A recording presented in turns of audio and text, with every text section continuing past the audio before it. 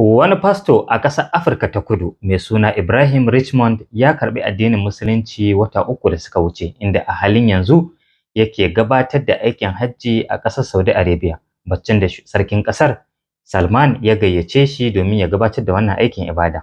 Yaya aka yi wannan mutumin ya samu kanshi a cikin Musulunci? Ya bayyana cewa wata rana yana kwance a cikin wani ɗaki a cikin cocinsa, sai ya ji wata murya na kiran shi da ya je ya gaya ma mutanensa su sanya fararen kaya. Baccin da hakan ya auku so da yawa, sai daga baya ya yi shawarar cewa lallai wannan abin gayyata ce ake mashi zuwa addinin Musulunci, wanda daga baya ya karɓi addinin Musulunci. Ya bayyana cewa yana jagoranta wata coci ce wadda ke da mabiya sama da 100,000. Ya kuma yi godiya ga Allah sosai da ya ba shi damar gabatar da wannan aiki na ibada mai girman gaske, wanda yana ɗaya daga cikin shika-shikan addinin Musulunci.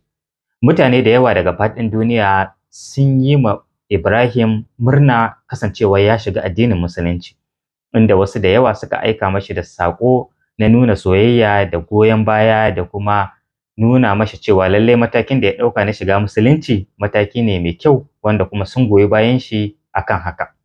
Shin kun san labarin Ibrahim? Yayin da yake ci gaba da gudanar da ayyukan ibada, ya yi matuƙar murna da yanda ya haɗu da musulmai da kuma irin ƙauna da suka nuna mashi da kuma son zaman lafiya da addinin Musulunci yake da shi.